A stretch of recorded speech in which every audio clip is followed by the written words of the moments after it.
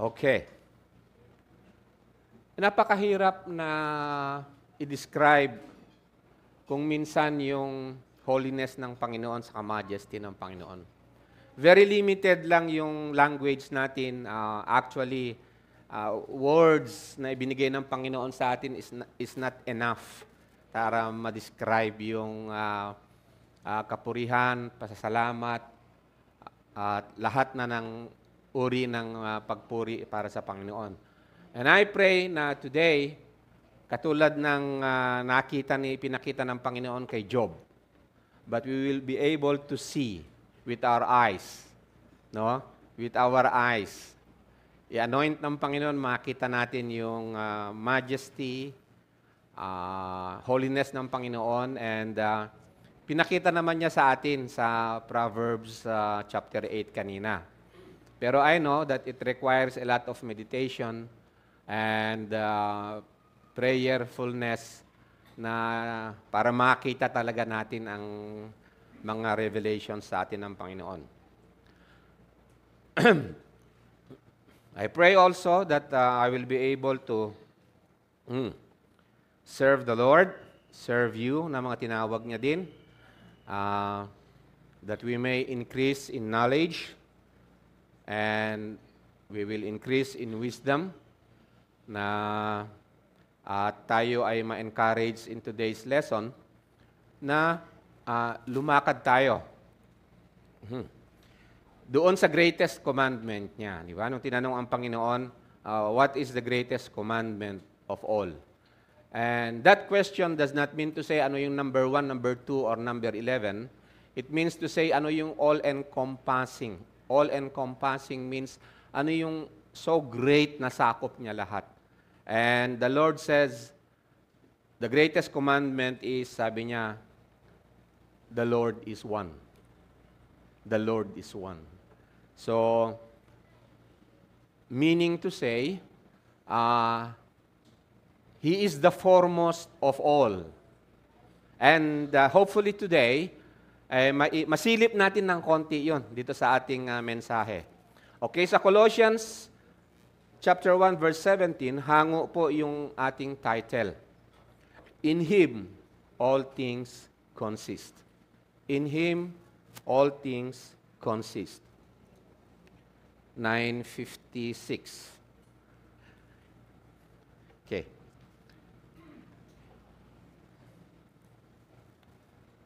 There is no escaping from the wisdom of God.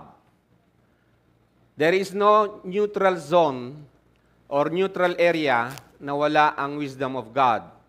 Or we can say, we live in a universe under God's law. God is the law. God is the law. Or I should rather say na instead of a universe, ang gagamitin nating salita is cosmos. Cosmos means, ang universe kasi yung physical matter lang, na nalikha, whereas yung cosmos, kasama yung parang pinaka-ethics. May ethics itong pagkalikha ng Panginoon. There is order sa creation ng Panginoon. Okay? So, in Genesis chapter 1, pinakita na ng Panginoon sa atin kung paano niya in-establish ang buong creation, which was nabasa natin kanina sa Proverbs chapter 8. In Genesis chapter 1, God spoke the whole creation law, which a theologian has called it the 10 words in Genesis chapter 1. God spoke the creation law, the 10 words into being. The law that holds all things together. Sa Colossians kanina, it's Christ who holds all things together. Amen? So, let us see, medyo magbabasa tayo ng mahaba, it will be buong Genesis chapter 1, to see that. I know na medyo madalang tayong magbasa ng Old Testament, lalo na kung Genesis, nakaka-boring. Ayos na yan. Alam ko na yan, Genesis. No, matagal na yan. Pang ano lang yan, pang elementary. Hopefully, makita natin yung pang growth natin sa faith. Okay? The universe is not governed by natural law. Na yan na tinuturo sa mga schools ngayon. No? The universe is governed by the creation law or the creative word of God. God's creative word is His law word. Sabi naman nung isang theologian. So let us read Genesis chapter 1 verses 1 to 31. Kanina nasanay naman kayo ng 32 verses, no? So ngayon hahabaan natin. In the beginning, now count with me as we read, okay? Count with me yung God said, kung ilan. In the beginning, God created the heavens and the earth. This is the foundation. This is the beginning, okay? The earth was formless and void, and darkness was over the surface of the deep. And the Spirit of God, that's the Holy Spirit, was moving over the surface of the waters. So the Father, the Son, and the Holy Spirit was there. Then God said, bilangin nyo, let there be light, and there was light. God saw the light was good, and God separated the light from darkness. God called the light day, and the darkness He called night. Okay, isisingit ko na rito. I want you to meditate on the wisdom of God. Okay? Habang nagsasalita ang Panginoon, ano yung wisdom diyan? And there was evening and there was morning one day. Then God said, pangilan na yan, let there be an expanse in the midst of the waters, and let it separate the waters from the waters. God made the expanse and separated the waters which were below and separated the waters which were above. And the waters were above the expanse, and it was so. God said, and it was so. I want you to observe that. God says it, and it happens, and it was so. Sabihin ko na. Sumusunod. No? Sumusunod. Yung salita niya, pa nagsalita, may susunod. May action, may susunod. And it was so. It's going to happen. Verse 8, God called the expanse heaven, and there was evening and there was morning, a second day.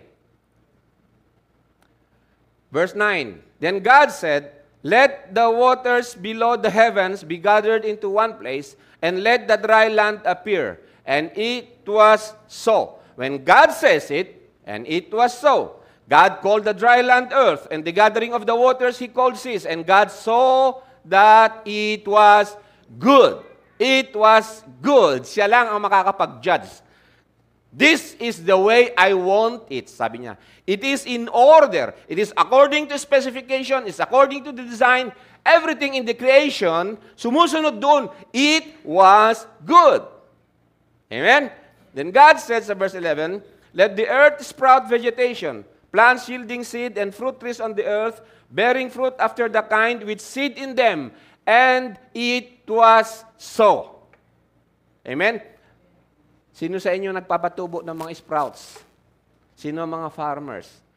Do you rejoice whenever you see God's wisdom in the seeds? Matagal yan, 1 year, 2 years, 3 years, may mga seeds na ano yung life, ibabad mo lang sa tubig ng 24 hours. Wow. And then yung napakaliit seed na ganyan, lalaki ng napakalaki. It has all the potential sa liit lang na ganyan. Oops, pumapasok na ako dun sa main topic. Amen? Sa verse 11 yan, ha? So let the earth sprout vegetation, plants yielding seed, and fruit trees on the earth, bearing fruit after their kind, with seed in them, and it was so, with seed in them. Na-design na ganun, ano? The earth brought forth. Sumunod yung earth. The earth brought forth vegetation, plants yielding seed after their kind, and trees bearing fruit with seed in them after their kind. And God saw that it was good. There was evening and there was morning, a third day. Then God said, let there be lights in the expanse of the heavens to separate the day from the night, and let them be for signs and for seasons, for signs and for seasons, and for days and years. Oh, ano yung weather ngayon? Meron bang LPA? Ano yung LPA? Low pressure area, di ba? Ano yung nagko-cause ng ng bagyo? Low pressure area, di ba? Yun ang nagko-cause ng ng bagyo. Ano ang nagko-cause ng drought? So, okay, anyway, merong winter, may cold season, may summer, and so on. God spoke the word, and it was so. So, sa verse 14, then God said, let there be lights in the expanse of the heavens to separate the day from the night, and let them be for signs and for seasons, for days and for years. For days and for years. And let them be for lights in the expanse of the heavens to give light on the earth. And it was so. God made the two great lights, the greater light to govern the day, ano yan? And the lesser light to govern the night, ano yan? He made the stars also. Okay? Pag sa gabi, napatayin lahat yung mga ilaw, punta kayo sa baryo na walang electricity. Ito lang, challenge ko lang. Ito lang thumb nyo. Makakita kayo ng medyo yung visible na nakikita nyo, iganon nyo yung thumb nyo doon. Ganon nyo yung thumb nyo, matatakpan yun, di ba? Tapos saka nyo bilangin kung ilang stars ang meron dito na natakpan ninyo. Do you know how many? Do you know how many? No. Billions. Yung isang ginanon mo, hindi mo pala alam, universe yung naganon, naganon mo, galaxy. How many galaxy in the universe? Tayo, ang galaxy natin is what?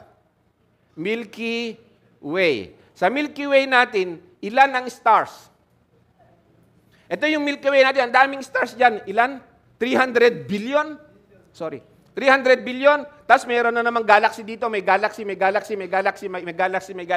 And then there are about hundreds of billions of galaxies with billions of stars. So yung maliwanag na ang layo-layo, akala mo star dahil may liwanag na ganun. Iganon mo yung thumb mo, tapos bilangin mo kung ilang stars. Okay? So and let them be for lights in the expanse of the heavens to give light on the earth, and it was so. So, nasaan na pala ako? Verse 18, to govern the day and night and to separate the light from darkness, and God saw that it was good. There was evening and there was morning, a fourth day. Then God said, let the waters teem with swarms of living creatures, and let birds fly above the earth in the open expanse of the heavens. God created the great sea monsters and every living creature that moves, with which the waters swarm after their kind, and every winged bird after its kind. And God saw that it was good. You know what it means? Perfect. Ang design niya, ayon. So, ibig sabihin, nung nag-create ang Panginoon, ito yung gusto niya eh. So, hindi ba yung nag-evolve lang? Verse 22. God blessed them saying, be fruitful and multiply. Ano yung command ba yun? Command ba yun? Is that a command? Be fruitful and multiply. Amen or no? Amen. Be fruitful and multiply and fill the waters and the seas and let birds multiply on the earth. And they will do that. Susunod sila sa command ng Panginoon. Kaya kaya nga tayo nakakapag-raise tayo ng mga chicken, ng mga manok, ng fish, ng and they multiply. Okay? There was evening and there was morning, a fifth day, and God said, let the earth bring forth living creatures. Let the earth bring forth living creatures. After their kind, cattle and creeping things and beasts of the earth after their kind, and it was so. Remember, ulitin ko, isama nyo rito habang binabasa natin dito ang Proverbs chapter 8. God made the beasts of the earth after their kind, and cattle after their kind, and everything that creeps on the ground after its kind, and God saw that it was good. Then God said, let us make men in our image according to our likeness, and let them rule over the fish of the sea, and over the birds of the sky, and over the cattle, and over all the earth, and over every creeping thing that creeps on the earth. Kaya nga ang tao may mga pet. Hindi yung tao ang pet. Amen? Hindi pa ako nakakita ng tao na petsa ng dog. Ang nangyayari ngayon, pati mga dog na ngayon, binabaptize na, kinakasal na, bine-birthday na. God created man in His own image. In the image of God, He created him. Male and female, He created them. God blessed them. Is that a command? It's a command. Okay? Because it's going to happen. Hinto muna ako. In the entire cosmos, blessing and cursing comes from God only. Wala yung salitang malas-malas. Wala yung salitang swerte-swerte na by chance. Blessing and cursing comes from God only. He is the authority. To Him alone belongs power to say blessed or to say cursed. To Him alone has the power to say, open the doors of heaven and open the doors of hell. No one else can. So God blessed them, and God said to them, be fruitful and multiply and fill the earth. Subdue it and rule over the the fish of the sea and over the birds of the sky and over every living thing that moves on the earth. Then God said, behold, I have given you every plant yielding seed that is on the surface of all the earth, and every tree which has fruit yielding seed, it shall be food for you. And to every beast of the earth, and to every bird of the sky, and to everything that moves on the earth which has life, I have given every green plant for food, and it was so. Yung mga iba, pag kumakain na ng pinakbet o ng inabraw, hindi masaya. Do you know that you are there in front of you is the design of God. It's the wisdom of God. And to every beast of the earth, and to every bird of the sky, to everything that moves on the earth which has life, I have given every green plant for food, and it was so. God saw all that He had made, and behold, it was very good. There was evening, and there was morning, the sixth day. Let us count. How many did you count na God said? 9 or 10? 10. 1, 2, 3, 4, 5, 6, 7, 8, 9, 10. Is it a coincidence dun sa 10 commandments? Don't know. What I know is that the 10 words of God was established in the creation. And that is His law. We cannot escape law. Because the whole cosmos is governed by God's law. God said, let there be, and there was, and it was so. His word is law. Amen? God saw, and God called. Meron tayong panoorin, sandali lang, 2 minutes.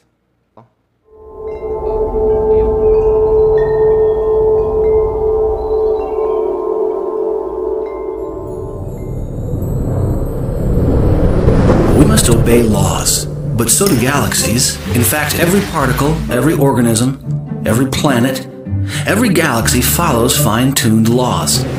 The most basic are the laws of logic. Imagine, for example, a universe without the law of non-contradiction. Then something could be both true and false at the same time. What kind of universe would that be? We can hardly imagine an orderly universe based on anything but the laws of logic. Then, built upon the laws of logic are the laws of mathematics. And the universe obeys these laws as well.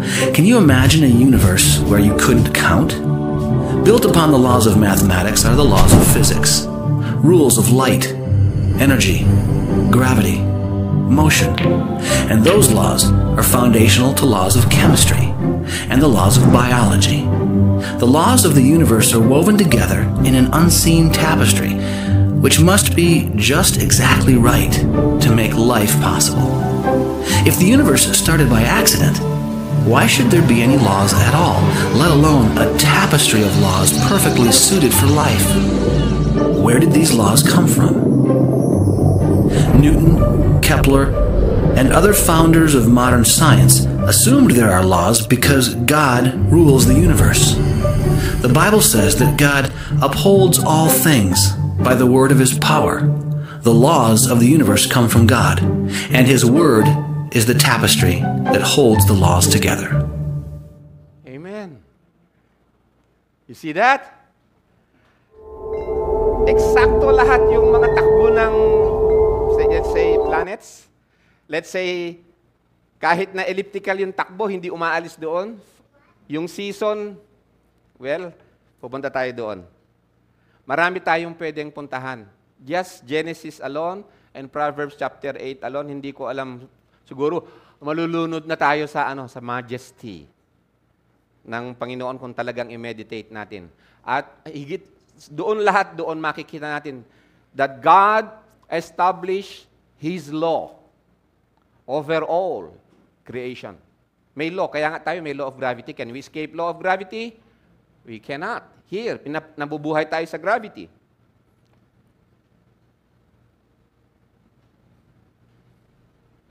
God rules the universe. Therefore, there are laws.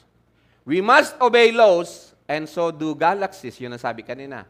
In fact, sabi rito, in fact, every particle, every organism, every planet, every galaxy follows a fine-tuned laws. Now, go back to Genesis, dun sa nabasa natin kanina. When God said, everything pops out, following a certain rule, a certain law. May law. May law na ng gravity, may law na ng seasons, may law ng mga planets, may law ng galaxies so they don't collide. May law lahat kung paano nila ma-maintain yung light and so on at napakarami pa. So now, look at the atom. No? Tingnan natin ang atom. Yung atom na yan, hindi yan nakikita ng tao. Not even the strongest microscope ay ma-detect yan. Maliban lang sa electron microscope. Detection lang ng electron. Okay? In order to see an atom, kinakailangan mo ng electron microscope that has 300,000 to 500,000 magnification power para lang ma-detect. Ang latest na image ng atom na nakuha nila ay ito. Pero yung diagram natin noon sa school, an atom consists of neutron, a nucleus sa gitna, which consists of proton and neutron. Pagkatapos meron siyang electron. Yun yung umiikot sa paligid niya. Theory nila yan. But when they were able to take an image of an atom, they found out, wala ito. Hindi ganyan. Hindi mo pala alam kung nasaan dito yung electron. It produces an electron cloud. Wow. Is that visible to the naked eye or invisible? Yung atom? Invisible. Okay, tandaan nyo yung salitang invisible. The whole universe is made from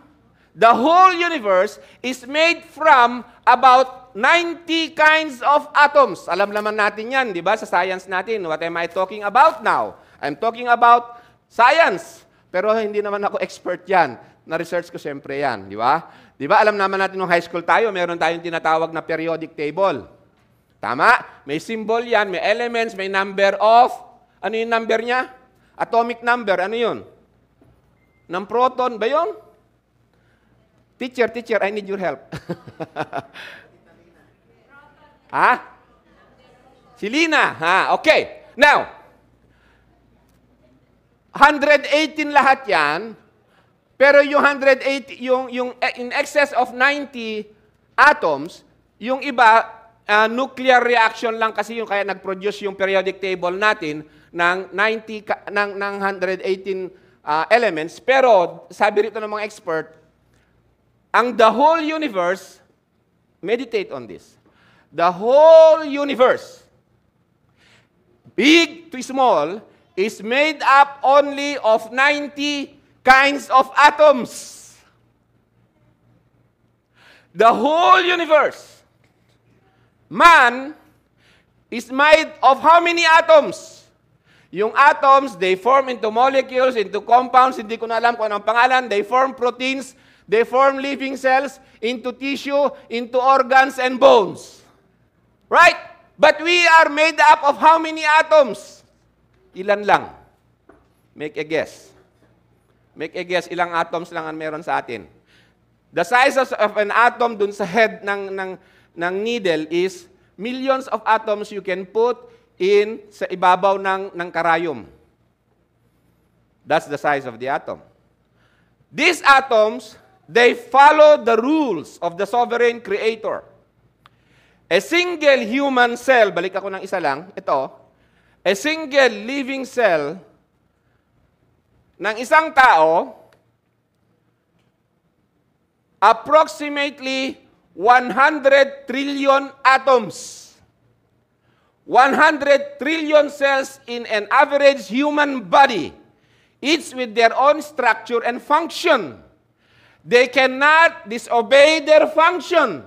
Liver follows a rule, digestive system follows a rule, papaitan follows a rule, and so is didakdakan. Ayun. There are about 200 different types of cell in the body, and here are just the few examples. Red blood cell, skin cells, neuron, fat cells, and so on. Kasama cholesterol. But ilang atoms lang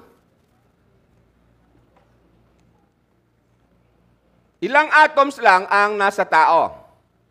The Bible says the infinite creator made the building blocks of the universe, perfectly designed so life and the universe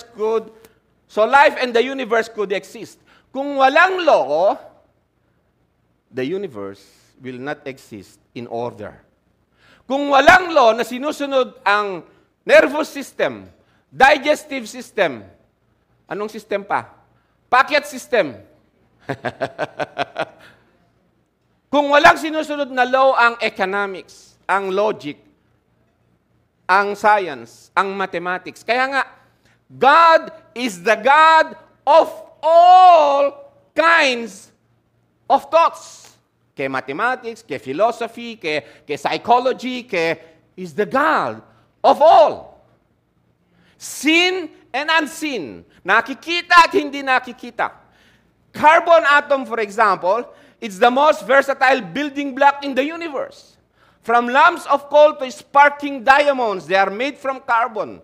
From leaves on trees to the human skin, all these have one thing in common, they are built up from carbon. So, mapakaraming carbon sa katawan natin at saka hydrogen at saka oxygen. Ang tao consists of 70% water, H2O. Amen? H2O. No other bonds like carbon unique properties make possible the molecules of life. Change, pakinggan ito maigi, change the properties of an atom just a little, and life itself would be impossible. Specification is a law. Kaya nga ako sa aming mga engineering, may specification yan. Susundin mo yan, batas yan. Pag di mo sinunod yan, may risk na mangyayari. For example, ang specification mo is original na bakal para sa column ng bahay. Ibinenta sa iyo made in so and so. Bumagsak yung building. May risk. Amen? It's not without consequences. To disobey the law of God. The whole creation, so that it will be in order. And that is, God created it with wisdom. Hindi pwedeng hindi susunod kung hindi magkakaroon ng consequences. Sabi ng isang theologian dito, one of the most important things for us to know in understanding our world, we always talk about reality. It is, you can understand only our world if you understand it with the eyes that this world is under God's law. At every point in our lives, we are governed by law. Kahit sa bahay, may batas si Mrs., kailangan susunod si Mr. Hindi pwede, hindi maghugas ka muna ng pinggan bago ka kumain. May batas. Amen? The laws of physiology, the laws of our body are very real laws. These are laws of digestion, rest, exercise, sleep, and so on. We despise or break them at our own peril. The physical world has its laws. We live in terms of them. We cannot annul gravity because we have decided on an impulse to float upward instead of falling down. We have laws in every realm, biological, sociological, chemical, economic, religious, and so on. Kaya nga, God is the God of all fields of thought of man. This is Jesus above all. Jesus is King of kings and Lord of lords. Because the whole universe will follow His rule. And just He said it. He said it, and it was so. The laws are no less certain but not so quick in their consequences. For example, sabi niya, yung poison, sabi niya, the arsenic has a quick effect. Inumin mo yung arsenic, mamamatay ka. Pero yung narcotics, some is slower. Being an alcohol is yet slower yet. But its course involves a violation of God's laws for the body, and the pursued course is death. Amen? Sa computer ngayon, yung mai-program mo yung computer almost to act like a human being. Kaya nga may AI na ngayon. And the language of computer comes only from two symbols. 0 and 1. And yet it is able to execute sophisticated action and analysis. The whole universe is made up only of 90 atoms. How many alphabets do we have? 26. How many languages came out from that alphabet? 26 alphabets. How many words? Countless. Galing ng Diyos, ano? You begin to see the majesty of God, the holiness of God, and yet, ang baba ng tingin natin sa Kanya. Ang babaw.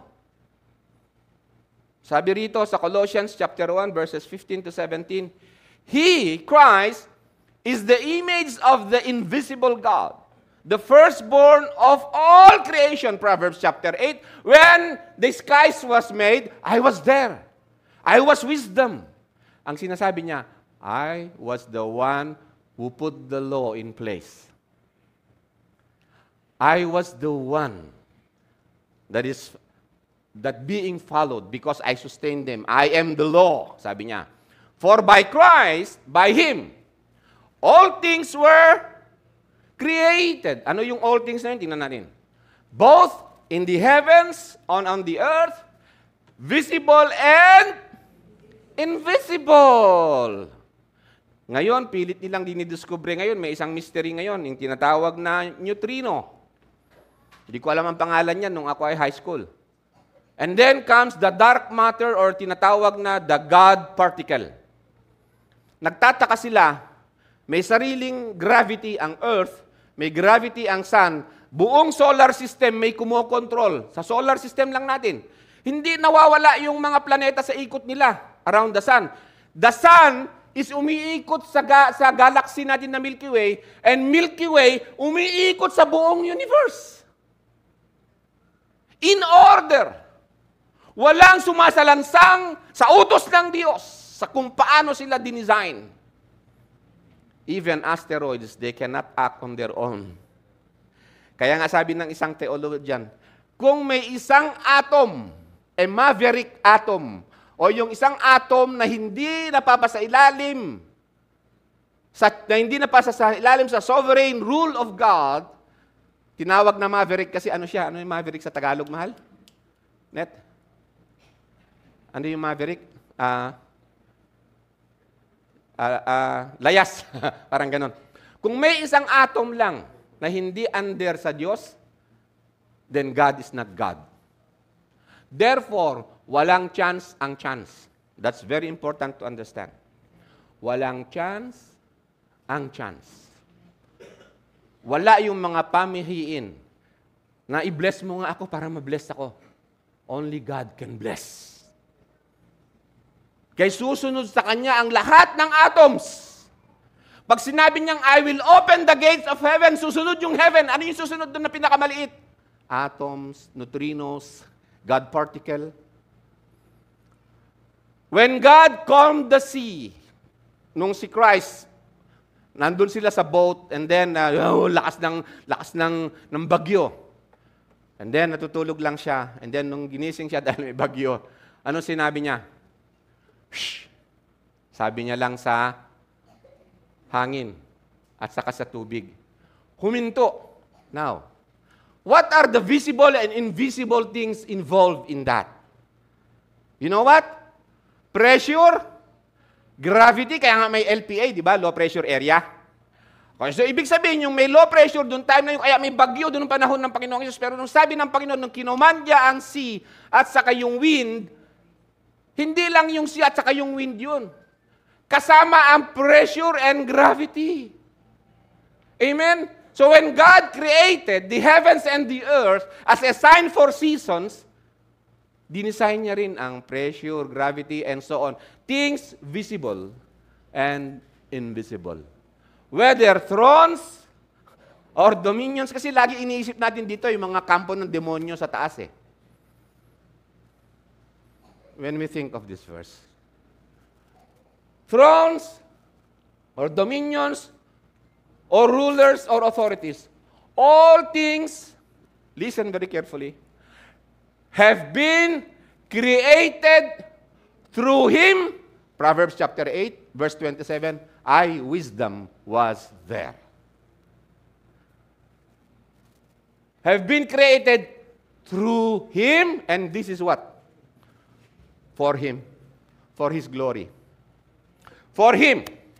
When He redeemed us nung tayo ay niligtas niya, pinatawad niya ating mga kasalanan, tinawag tayo kay Kristo for Him, not for us. Marami ang pupunta, naligtas ako sa Panginoon, kaya meron na silang claim na my right, my privilege. It's for Him. Every atom, every force, energy that you can imagine of, known and unknown, God created them through Him and for Him. Kaya nga si Christ ay King of Kings and Lord of Lords.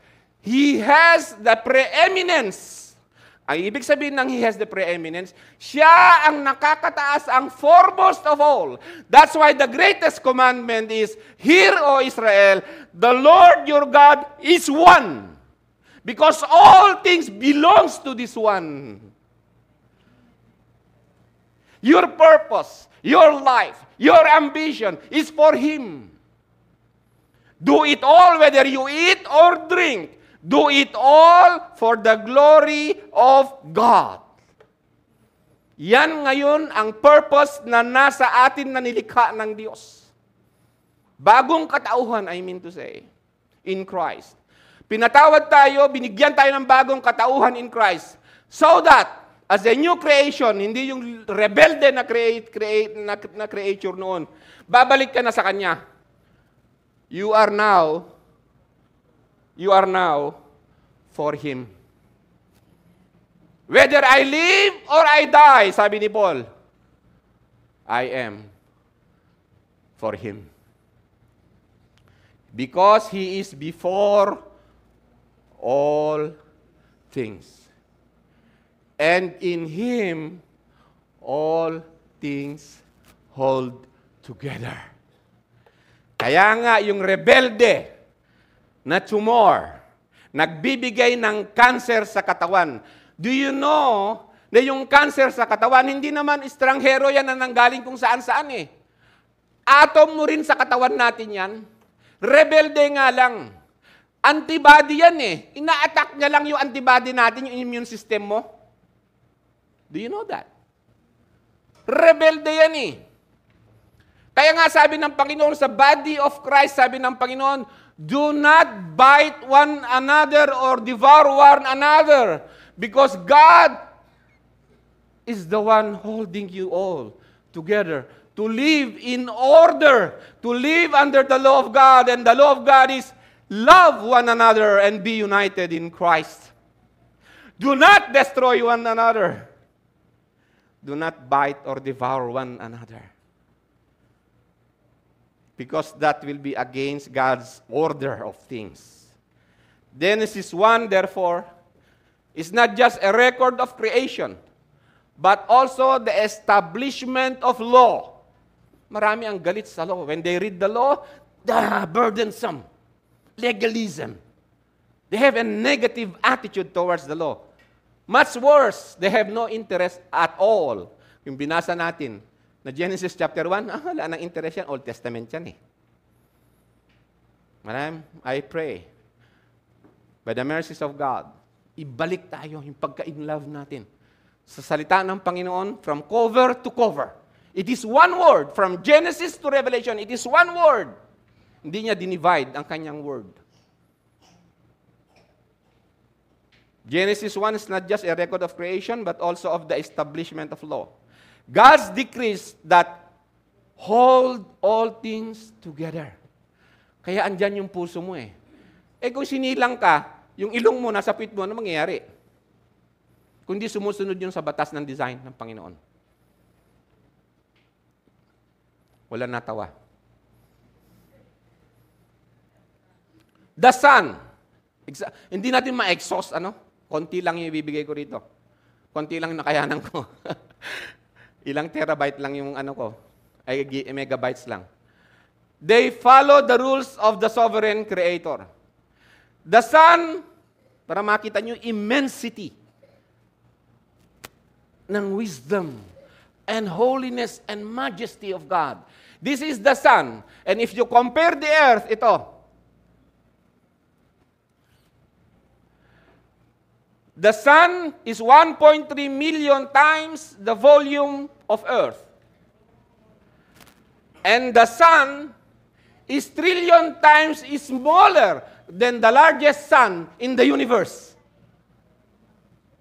The sun is not the biggest star. Marami pa mas bigger sa kanya.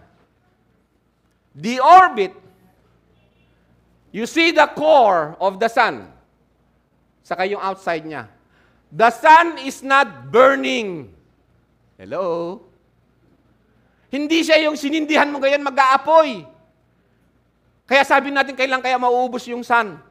Sabi nila, may 4 billion years pa yung sun. So may pag-asa pa yung tao. Kaya siya nag-outer space, maghahanap ng ibang tirahan. Kasi 4 billion years na lang yung buhay niya. The sun consists of how many atoms? Major atoms, ilan? 2. Hydrogen and helium. Merong tinatawag na nuclear fusion in the middle of it.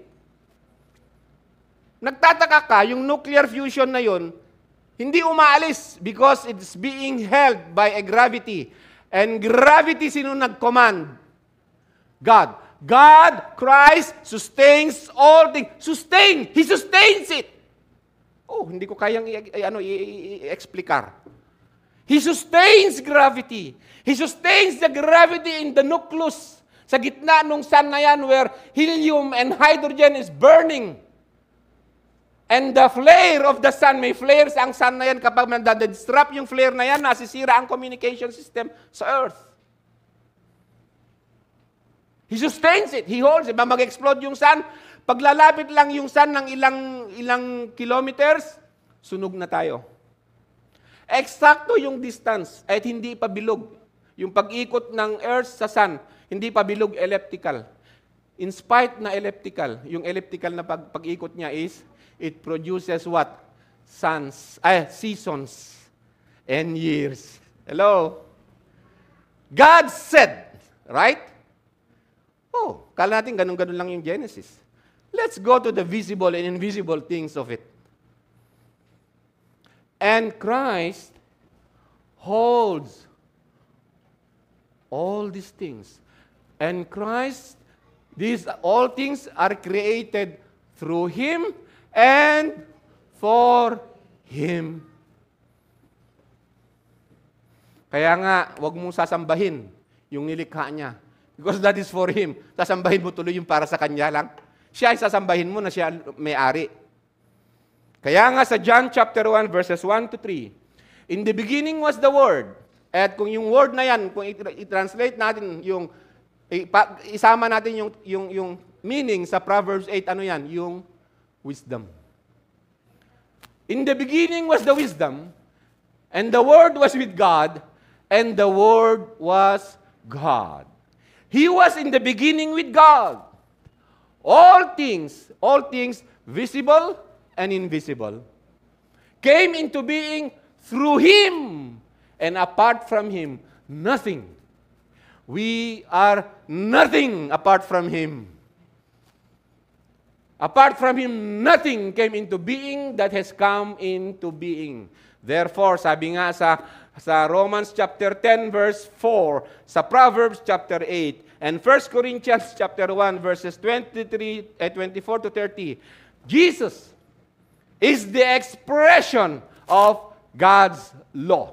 Because in the entire universe, Jesus said, "Let there be," and it was so. Let there be man, kinreate niya, tapos kasama yun, ano? Yun lang yung summary. Pero yung isip, yung nervous system, digestive system, intricately designed yun. Hindi niya sinabi isa-isa, let the intestine be this long and let the hindi. Ang galing ng Lord, ano, isang salita niya lang, woo!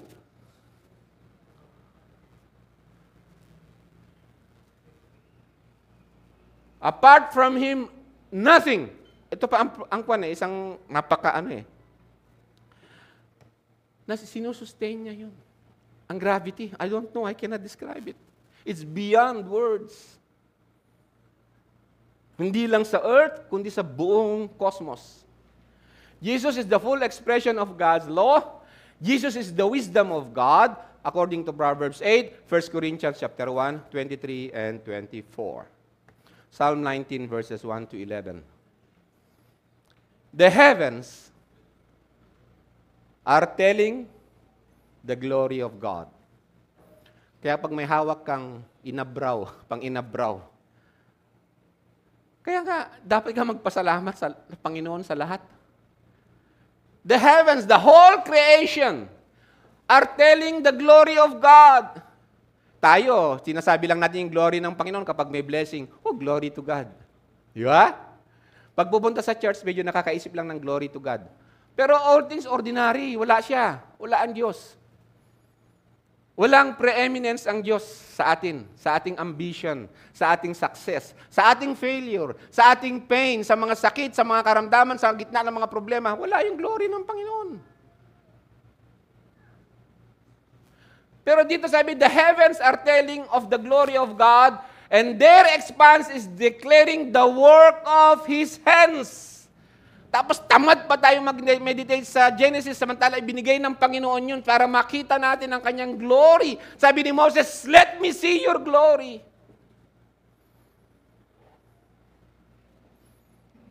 Day to day pours forth speech.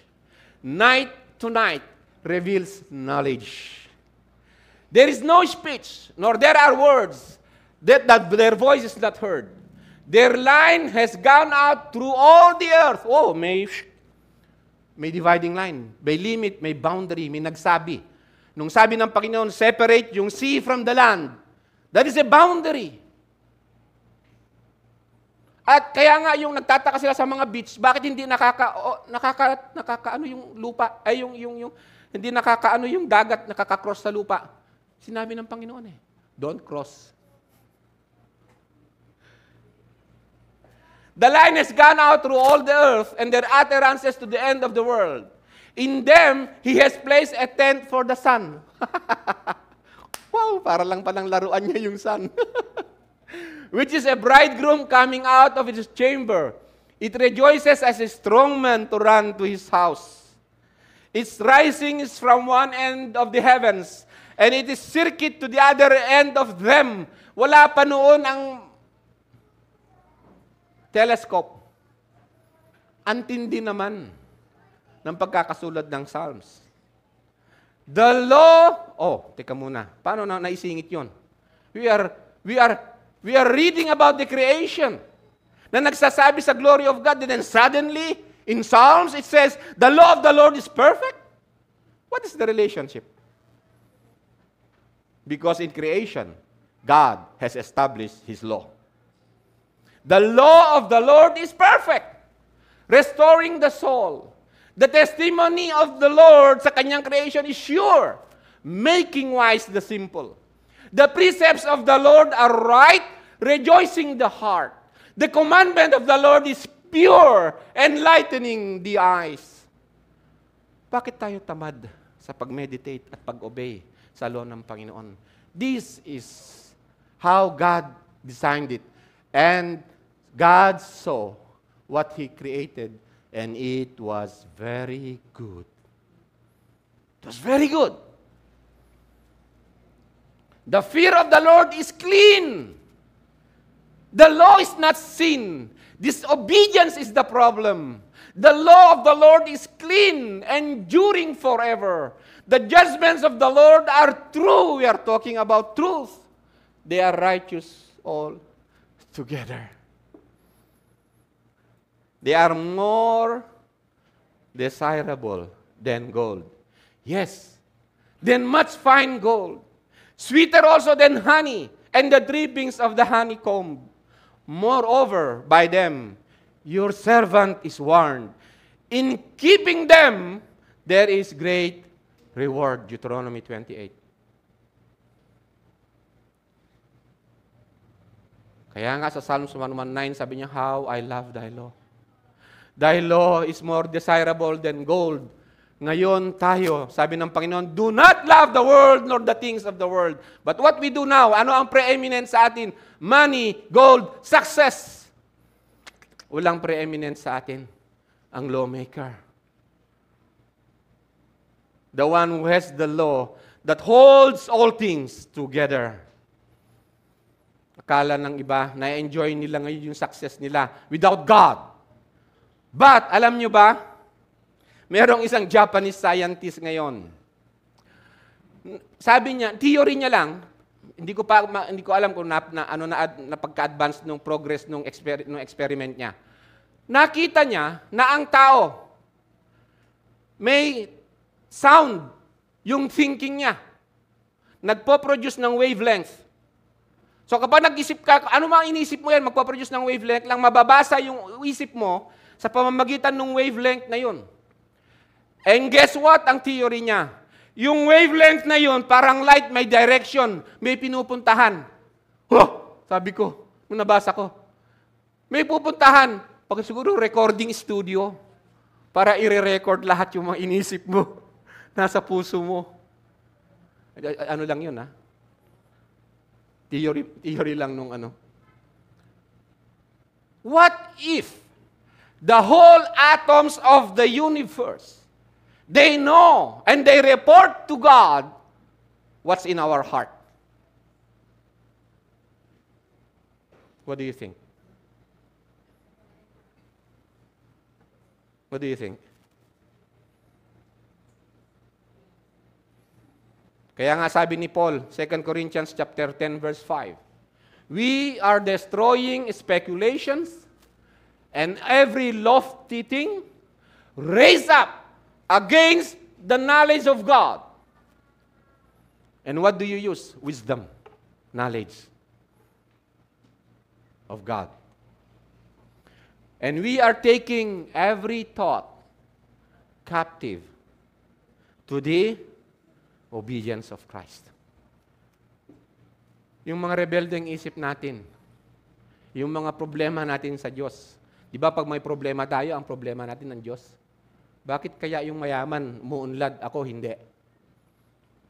Problema ni Job yan eh. You know, one of my best books, parang ganun sana, no? Na gusto kong basahin nyo para makita nyo yung glory ng Panginoon na yan, is Book of Job. kasama dun sa Proverbs. Dun makikita nyo dun. Nasabi ni Job, I heard you from my ear, from hearing. Now I see you. Kaya basahin mo yung meditate mo, makikita nyo ang Panginoon. And the tempter came and said to him, if you are the Son of God, command that these stones become bread. And he said, it is written, man shall not live on bread alone, but on every word that proceeds out of the mouth of God. Is that the purpose of our meaning? Christ, who holds all things. Siya ang Lord natin. He is all. We shall not live on bread alone, but for Him, wisdom is more desirable than gold. The law of God is more desirable than fine gold and silver. Siya ang i-pursue natin. Siya na nanlilika. Siya na tagapagligtas natin. Siya na Panginoon natin. We shall not live by bread alone. And Satan knows na po pwede kang ma-inlove ang tao doon sa bread na nilikha lang. Kaya sabi niya kay Jesus Christ, why go to the cross? Give them food, give them bread, and you save them. No, what saves them, what will save them, is the Word of God. What saves men, what gives meaning to men, what gives life to men, is the Word of God. Man shall not live by bread alone. And God said, and it was so. Job 38, 35 to 33 to 35. Malapit na tayo. Do you know the laws of the heavens? Do we know? Do we know what holds galaxies together? What holds the galaxy na hindi mag-impact, magbanggaan? And also the stars. Do you know the laws of the heaven? The suns and the seasons? Do you know when the cloud will come or not? When the typhoon will come or not? Can you regulate their authority over the earth? See, when God reveals His glory to Job, he went through the creation principle. And yet, tayo, ang tingin natin dun sa creation, sayang subject lang yan. Do you know the laws of the heavens? Can you regulate their authority over the earth?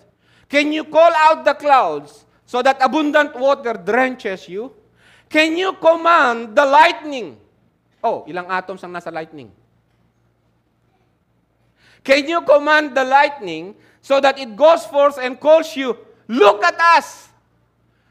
Ibig palang sabihin ng Panginoon dito, yung lightning and thunder, every movement of that is telling men, here I am.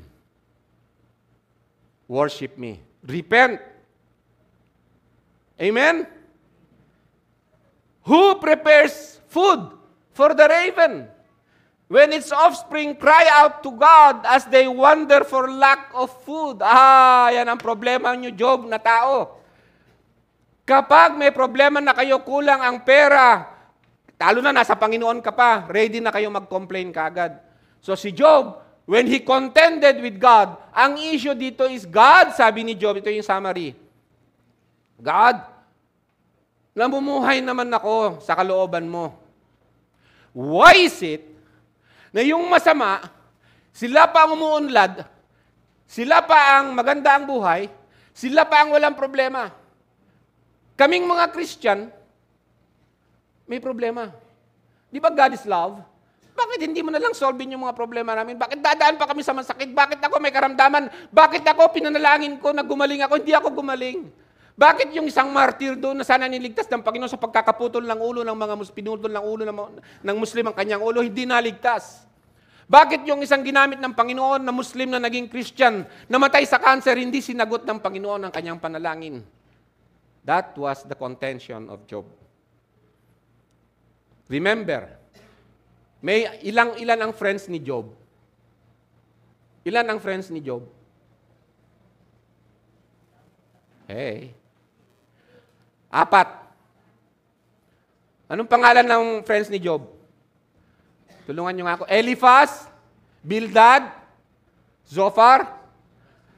Yung pinaka-last na friend niya, the youngest, Elihu.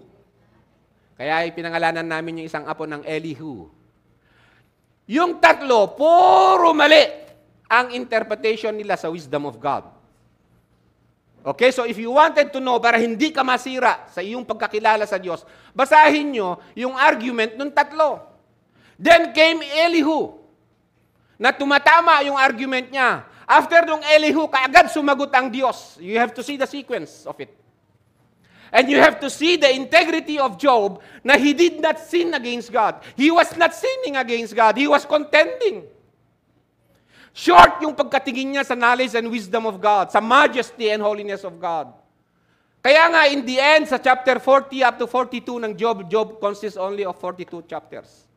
In the last 2 chapters, sa chapter 42, sabi ni Job dun sa kay Eliphaz, Ken Bozar, at saka kay Bildad. Kayong 3, mali yung sinasabi nyo tungkol sa akin. Pero kung basahin nyo, parang dinedefend nila yung Diyos. Parang dinedefend nila yung Diyos. Tumatama pa kung minsan eh. Kaya nga, punta kayo kay Job, sabi niya. O, tinan nyo to ha. This is how you should see yung book of Job. Sabi niya dun sa 3, punta kayo kay Job. At ipag-pray kayo ni Job para patawarin ko kayo. Wow! And Job, ang biyaya ng Panginoon sa kanya, ganito. You heard me only before. You stood on your integrity. But you contended with me, you argued with me sa wisdom ko. Do we argue with God? Sa wisdom ng Diyos, kapag tayo ay hindi tayo mayaman. Kristiyano naman tayo, hindi tayo mayaman. Pero yung hindi naman Kristiyano, sama-sama pa, umuunlad pa. Tapos, tama ba yun? O, tinawag ka lang, galing sama-sama eh. Maniningil ka pa. Hello? Tapos questionin natin ng Panginoon, may faith naman ako, no? Pinag-pray ko naman ito, Lord, ba't hindi gumagaling yung cancer ko? May taning na yung buhay ko. Lord, yung anak ko, o yung bakit ganun ang problema? Dahil naman yung problema, bakit ganun problema namin pamilya? Do I deserve this God? Kino-question mo ba, sabi ng Diyos, ang wisdom ko, sabi niya? Ito, sabi niya, who do you think prepares food for the raven when its offspring cry out to God as they wander for lack of food? Nakakita na kayo ng pag-ukop ng manok sa kanyang itlog? Naobserbahan nyo na? Eksaktong temperature, eksaktong araw. Aalis siya dun sa itlog, kakain, pero dapat may oras yung balik niya. Pag hindi tama yung balik ng itlog para limlimin yung kanyang itlog, magiging bugok ang itlog. Who has that wisdom, sabi ng Panginoon? Who has that wisdom? Do you judge me, sabi ng Diyos kay Job, because hindi mo maintindihan. Bakit Kristiyano ka? Ang daming mong problema, may sakit ka, hindi nasasagot yung panalangin mo. Do you judge me na hindi wise? That was the issue. And so, sabi na ni Job 42, hear now, and I will speak. Sabi niya sa Panginoon, I will ask you, and you instruct me. Wow! God, I do not know, I do not understand your way. I have this big problem, you are not solving it. I do not understand. So ang prayer mo dapat hindi yung give me bread. Ang prayer mo dapat is, ano yung sabi ng Book of Psalms? That it's more desirable than gold and silver. Give me your instruction. Give me wisdom, that I may abide, remain, and trust you in the middle of all this problem. Paano yung mga martyrs na mga pinagpapatay ng mga Kristiyano? Paano yung mga apostles, all of the, if not 11, ng mga apostles, puro dahil sa mission na binigay sa kanila ng Panginoon, hindi nila na nararasan yung matulog sa cold water bed.